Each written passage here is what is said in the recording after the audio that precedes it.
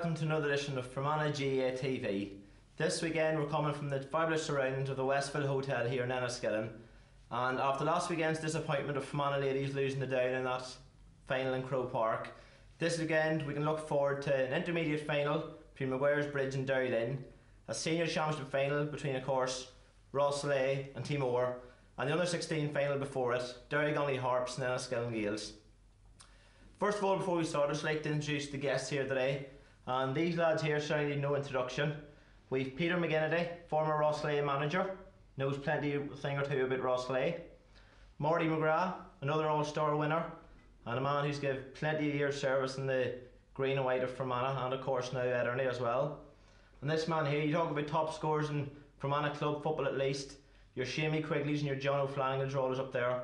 So is this man, it's Derry Harps player Paul Ward. So lads, we'll fire you all a question each, so let's get started. Marty, maybe I'll start with yourself if that's alright. You retired from county football in 2013, and I'm sure you're probably at many Fermanagh games in 2014. Did you miss it much, or would you ever even consider maybe coming back for 2015? Not going to tell any lies, I missed it and I still would miss it, and I'd love to go back, that's the truth, but I know one between my knees and between everything else I'll not be able to go back. Right. It's just one of them things, time moves on. If I was 22 again I'd be the first man at the gate. Yeah. But I do miss it, and I actually enjoyed watching it to an extent in 2014. But there was times that you're out there, you wish you were out there kicking the ball because you felt helpless in the stand. So. Yeah. And I suppose the way the GAAs went now, more and more players are immediately retiring and going straight into maybe coaching, managing. I know Pete McGrath took on Garrison's, Bray and Tracy. Would you maybe even consider yourself maybe coaching? Like I know Shane McCabe and Derek Sharp there started coachescorner.co.uk. There you go, Shane. Would you ever maybe considering the coaching role further down the line? Yeah, coaching's probably something that's the next best thing till it. Like you're never going to get your playing days back, they go past you. So yeah. Coaching would be something that I have to get into, but there's a lot of things different from coaching than playing. There's a lot more. It's managing more personalities than, whereas you're a player, you're out just able to do your best and you can dictate what's going on, whereas the personalities dictate in the team what's going to happen at the end of it. Yeah, you'll be back in Ederny colours in 2015 anyway. Yeah, for a few years anyway. Paul, but Fermanagh this year, you come back a few games after the National League. You started again at Antrim, it just didn't go sadly for Fermanagh this year, and Pete McGrath's first year under the helm. Can maybe Fermanagh supporters or yourself maybe take any positives out of 2014? I think there's plenty of positives, despite not winning the championship game. I think there's plenty of positives to work on and build on for 2015. The fact that Pete has the appointment in early and has his backroom staff sorted early, the additions of, you previously mentioned, Brian Tracy and Paul Murphy's coming in seemingly as a strength and conditioning coach with a good reputation coming from London GAA. I think that allowed Fermanagh now to get settled and get a good pre-season, which last year probably they were behind all the rest of the teams playing catch up. Yeah. And at county level I don't think you can afford to play catch up. So this year to get the good pre-season in on them, and then we should be ready to go for the start of the league, which the league's probably tougher Division 3 this year because there's two good very good teams came down from two and two good teams came up. So probably looking to consolidate even Division 3 again and push on if they get the opportunity. But even besides that, there's Tomas Corrigan missed the two championship games last year, and get him fully back scoring will be a big bonus, playing in alongside Sean Quigley, who, as everyone knows, is one of the top forwards in Ulster when he's really on his game. You still have a good young age profile in that team. You know, Ryan Jones, Owen Donnelly, Decky McCusker, all good footballers. Paul McCusker nailed himself down a forward spot last year. You have the two Collins still about another year. County football will stand them. So I think Fermanagh fans can look forward to play a good year next year for Fermanagh, and plenty of positives to take out from 2014. Just about the National League in 2014, you came back a few games into the National League, I think, if I remember rightly. Will you be back for Louth January 31st this year? No, I don't think I'll be back for Louth January 31st. As Marty said there earlier, you know, when you're yourself when your county playing days are over, and I think that's it, and want to give a bit back to the club. There you go, he's gain anyway. Peter, over to yourself. Rosslea in a championship final this Sunday. Will it be strange for yourself being in the crowd and not being on the sideline? Oh, it will surely. I was just thinking now when you're chatting, Wardy, that's 3 retired inter-county players now we have here. Only just. It definitely will be strange. I've been to a few of the matches so far, a couple of league matches and a couple of the championship matches. and it is very strange. This week has been a bit strange. Yeah. In fact, if this was a championship week that I was involved with, say, if we were playing any of these two teams, none of us would be here. Yeah. This is not the sort of thing you do in the week before a championship match. So from that point of view, it definitely is different. But this is a golden time for Rosslea, and this is a great crop of players. Rosslea had a great crop of players in the 50s, they had a good crop of players in the 80s, and this current crop. But what's significant about that is the gap between the cycles. So Rosslea need to make hay now during this golden period. For example, at under 14 level this year, Rosslea and Adamsea are amalgamated and are just about putting out a team. Right. So from every Rosslea man's point of view, former player, officials, players, it really needs to be hit. Make hay when the sun shines. And just talk about Rosslea, you went to Ahirn down in County Tyrone for this season. Did you see much of a difference maybe in Tyrone from Fermanagh football, and how did you get on in Ahirn? That's about 3 questions there, and all of them probably the answer not great. The difference in Fermanagh and Tyrone, I have been in Tyrone before, and I would have always said it was the numbers. But in fairness, the numbers in Fermanagh, and I would know the numbers in every club probably very well. The numbers are probably better in Fermanagh. The number of reserve games, as they call them, or junior matches that are not played in Tyrone because of lack of players is amazing and a bit worrying. The standard, I suppose it's Ahirn or a second division club. The standard there's probably 3 or 4 really good teams in that second division who are probably more like senior material, and there are a couple of teams who are probably more junior material, but there's about 10 teams in the middle that there's not a kick of a ball between. Right. It's definitely interesting, and a little less in the spotlight than Rosslea has been this last number of years. Thanks for that, Peter. Murray, coming back to yourself, Ignatius Gallard, Philip native, stepped down as editing manager there after the championship defeat to Rosslea. He certainly brought you on plenty, but he was probably just unlucky. You know, the last 2 years he's a good blend of players with the McCuskers and younger players coming up like the likes of Macaulay, John Doran. There's a couple of Fermanagh minors there in 2014.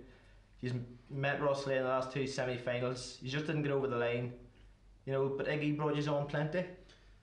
Yeah, I suppose when Iggy came in, we're a club, we're just about holding their own, or just about staying in Division 1. We'd moved up the year before and Mickey Cassidy took us up, and we stayed in Division 1 for a year, and just on the last day of the season. And then from that we've moved on, we've been the top 4 this last few years. So you have stepped up a bit, and for a club, small club like ourselves, we needed to make that move, and Iggy has brought us on that bit farther now, and hopefully somebody else can come in and take us to what we want. Suppose Peter was involved last year when they beat us quite comfortably in the semi-final, just as they did the year. But last year we were probably playing better than we were playing this year, and maybe more injuries took us toll this year than last year. And I thought maybe if we had last year's team this year, we could have maybe put a better game to Rosslea in the semi-final this year. But on both occasions we came up short, and let's be honest, Rosslea have set the standard this last few years and continually do. So teams in Fermanagh have to get up to that level. And Stephen McLone was a big loss during the year. Yeah, Stephen, suppose he for everything he does, there's one sure thing Stephen does, he puts everything into it. So you know, if you asked him to go through that wall, he'd do it. That's the type of fellas you want on the team, boys that'll work for you, and boys that'll work for his teammates, and put him in any position, and he'll try his best. And just moving on to this Friday night's final, Maguire's Bridge and Dowlin, both managers in their first year at the helm, so whoever wins will certainly get a good pat on the back. Peter, maybe can you see maybe what way you think Maguire's Bridge and Dowlin will go? Maguire's Bridge will certainly go into the game as favourites. Yes, and I probably would agree with that, just because of the profile of players that they have. I saw Dowlin in their game against Coe, and while they were useful at times, I thought Coe were a wee bit unfortunate not to get a draw that day. Mark Murphy has made a serious difference to them. He didn't play for the full match that day, and I would expect him to make a big difference, because one of the big advantages that Maguire's Bridge have is Ryan Hyde.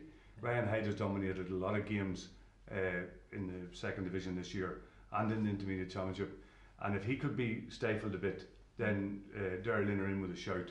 They have a good mix of young players as well. Yeah.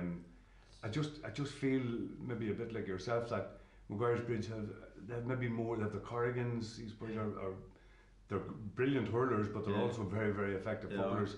There's Teagues floating about who will give everything and will fight to the bitter end, and they're talented boys as well. So the Hyde, I mentioned Ryan Hyde, there's Connor Hyde, full back, Paddy Hyde as well. I just feel that they maybe have a little too much, and they're really on a bit of a high as well, having been promoted. Yeah, just moving on from the promotion, Paul, I'm sure you'll be coming into the faces of some of them McGuire's Bridge players next year. Colin Corley's done some job, he's come in, got promotion, and maybe an intermediate title as well. Yeah, the Bridge were thereabouts last year in the league, were they not? They were close enough up at the top just tier of the thing, but Colin Courtney seems to come in and just give them that extra push, whether he's brought a more professionalism to it or whether there's needed that wee bit of kick on. But Colin seems to have done a good job with them. We played them in a challenge game at the start of the year where both teams were under strength, so I wouldn't put too much play in that. But I've seen one of their games this year in the championship, and as Peter has remarked there, there's the Teagues, Corrigans. They're young, they're mobile. Hyde is 6 foot, dominating games, catching ball. Now they're probably going to, and when they come up to Division 1 next year, they're going to be coming up against better organised teams and you know, on the whole, better teams. But they seem to have a bit of mobility about them. They seem to have a bit of confidence about them, and if they win intermediate this year, they'll be competing in the senior championship next year as well. So they'll go up fair no one in Division 1 next year, but it'll surprise a lot of teams too, I'm sure. Oh, probably will. You know, they're just that they're an unknown quantity, but they'll have to make the most of that unknown quantity in the first few early games in Division 1 next year, because there's not a lot of difference between teams in Fermanagh, so they're going to have to kick on and Colley's going to have to keep them at it during the pre-season. I'm sure hurling will play its part too. Marty, moving on, Rusley of course defeated you in that semi-final. You marked Shamey Quigley at the end. You're doing very well in him, to be honest. You know, you kept him to 1 point from play. Shamey's already got 22 in 3 games this year in the championship. Of course, I'm sure unless Owen McManus plays out of his skin on Sunday, Shamey's going to be top scorer again this year's Fermanagh Championship. Can anybody actually mark Shamey Quigley, you know, properly and keep him quiet in a game? He's a difficult man to mark. He's the high ball, the ball in front, he is very difficult, but as anybody, as Peter would say himself, and he's managed Rusley, the key is the ball coming in. Sometimes it's good ball, sometimes it's bad ball. I think the worse ball the better for them. High ball in, it seems to work for them, and the closer in on top of the goalkeeper, they can compete with it, both himself and Sean. And I suppose what impressed me the night we played them, it's they kept at each other. It'll come. There's patience with them. You know, they kept consistently hitting the ball in and talking to each other that it'll come. So, you know, that he's hard to mark and all, but it's the players around him that make him difficult to mark. Like if James Sherry wasn't winning the ball in the middle of the field, Niall Casty and young McMahon now at the minute wasn't dictating the play out coming out of defence. The ball wouldn't get up to him, in fairness. So. And Peter, moving on to Rusley again, back to yourself. I like me facts and me stats. Last year, Seamus and Sean Quigley in the championship scored 83% of Rusley's scores. This year, they've only scored 65%. I know it's only 65%, but do you feel as though the Rusley players starting to take the score and maybe themselves? You know, the likes of the McMahons, Rory McGuinness, Jeremy Riley come on and hit 1-1 the other day against Ederny. Is it good to see in Rusley? There's a better spread of scorers, and that can only be good for Rusley. Marty talked there about the high ball in the semi-final against Ederny. I thought for the first 20 minutes, Marty, the ball going in was poor enough. It was more defenders' ball than forwards' ball. It wasn't going the distance that they wanted to go. The best ball that went in was the ball that James Sherry hit into Sean Quigley for the goal. That was the perfect ball for Sean Quigley. But I suppose on those days when the ball in is not working and all the emphasis is on stopping the two Quigleys, getting breaks, playing a sweeper in front of them and so on, that opens it up for other players. And I mean, Rusley have you mentioned a couple there, but they have also Shane Lynch now, Cosgrove. These boys will score given the opportunities. It's just that the team, Marty made that point as well about the players out the field. The team is set up to get the ball to the two Quigleys. The other 13 men, literally, that's their job, is to get the ball into the two Quigleys. And when it doesn't work, it can be a bit frustrating. But I think they're experienced enough now, Marty. That's what you were hinting at as well. Yeah, it seemed to come across that it'll come no matter what happens. We're gonna, you know, the experience was there maybe from the few years that they won championships, that it'll come. And I mind that actually Adderley and Roslay were promoted from Division 2 at the same time, and Roslay went on to the league final or won the league and championship final in the same year, and we just about stayed in Division 1. So, you know, they were building from then. Difference. And actually, I don't mind, we beat as well down in Adderley that year going up to Division 1. Right. But so we can always pinpoint 1 or 2 maybe. Yeah. Paul, maybe we'll look at maybe more about Timor. At the start of the year, Timor were something like 25-1 to win the championship. So there wouldn't be much hope given on Timor, but they caused a major shock again yourselves. They just about defeated Canale, and then of course again the shock Devonish. Have you been impressed with Timor, and do you think they stand a chance on Sunday?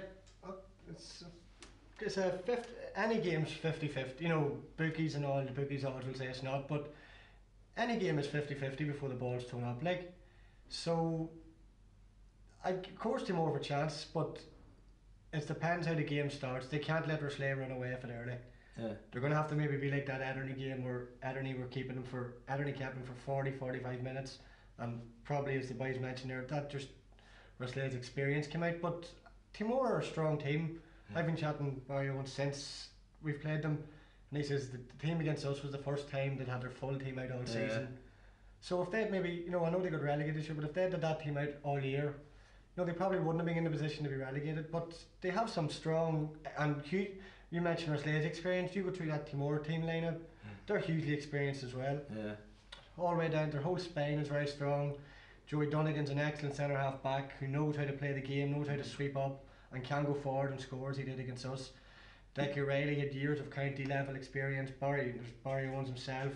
Jerry Quinlan, Decky Fitz is still causing cornerbacks major headaches. You're talking about them experienced players, and then there's probably two of the most up and coming Fermanagh footballers from the Timor club, Owen and Cian McManus, two cousins. They're special talented players. Yeah, Owen's a great footballer, great forward, probably one of the top forwards even in Fermanagh at the minute, even at his young age. That day against us, for a 19-year-old to kick a free kick off the ground from 35 yards from his wrong side showed that he has the bottle and temperament to play at a high level. And they're two college all-stars, which is normally a good enough indicator that the talent is there. And Mickey Wallace seems to be getting the best out of him. I've seen Cian played against our minors this year in the championship, and he's just so direct. He just goes in straight lines, which is a great attribute to have. He's also a minor next year, thankfully, for Fermanagh. Lads, we'll grind up the programme here, but I won't let you go without telling me your predictions for Sunday. So Maury, I'll call yourself first. Sadly, you never get your hands on the trophy throughout your playing career, maybe next year, but can you call the game and maybe by how much they'll win by? I don't think it's going to be. Look, everybody's going to give Roslay as favourites, and I'll probably tip the Roslay to win it as well. Maybe be a couple of points, but I think Timor have players in the right positions. Maybe mark Roslay's key men. I put Kieran Brady on Shamie Quigley. I tend to leave Barry Owens out in the middle to stop James Sherry, because James Sherry's key to Roslay and has been. And then Quinlan and Owen McManus could cause trouble in the full forward line, because I think if to beat Roslay you need two big full backs, a midfielder and a big full forward. But I would just maybe think, I can't come to think of any of the ones to maybe pick up Sean, but so I don't think it's going to be what people are predicting and what the media is saying at the minute, because reading the papers today, there's no chance it's one-way traffic on Sunday. But I just think Roslay still have the experience, and they'll come through at the end. A close call, close battle, but I think Roslay will just scrape it. Peter, I've still to see anybody in the media, and your Fermanagh Herald, your horse reporters, tipping Timor. I'm pretty sure you're not going to either. Paul made an interesting point there about the fact that Timor were relegated this year, and yet they've had their strongest teams out in the championship. Nobody knows better than Roslay men how much or how good a championship team Timor can be, regardless of the circumstances they found themselves in during the course of the year. Roslay are not the only team to have found that out to their cost. So I guarantee that Roslay won't take them lightly. And I agree with Marty, they have people in different places. They have pace as well. The two McManus boys and Ryan Maguire, they have injected a bit of pace over this last couple of years. I would hope that Roslay's experience will stand them in good stead. I agree with Marty, I think it'll be very tight. and I would hope Roslay will edge it. Thanks, Peter. And Paul, yourself, can you call the game? Something similar along the lines of the two boys. Just I don't think Timor have conceded a goal in this year's championship. No, neither. Well, I know just from playing in the thing that we had a lot of wides against them, but the majority of our wides were based purely on the intense tackling and the excellence of Timor's defending. Yeah. So I don't see it being a high scoring game. I think Timor will get their matchups right, and they defend well, and they can attack with pace. They got a goal against us with one ball that dropped short from in their keeper's hands, and a couple of seconds later it was in the back of our net. So they can attack at pace, as Peter mentioned there. I just think it's same along the lines of Marty that Roslay have the experience, and as he mentioned, they're keeping their heads now, even if it isn't working for the first half, first 40 minutes. And I think they have the experience, they have the know-how, and the four finals in 5 years. And I think that's going to stand them, and I can see them win a game by about 4 or 5 points. Here's for that, Paul. Well, there you have it. It's looking like a Maguire's Bridge Roslay double for the weekend. I'd like to thank our special guests for coming on. Fair play to them.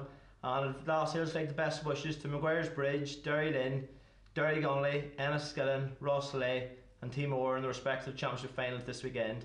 And of course, Niall Cullen of the Iron Gaels Club who referees the senior showpiece final. I've been Pauric McGurn. They've been Peter, Marty and Paul. Thank you and God bless.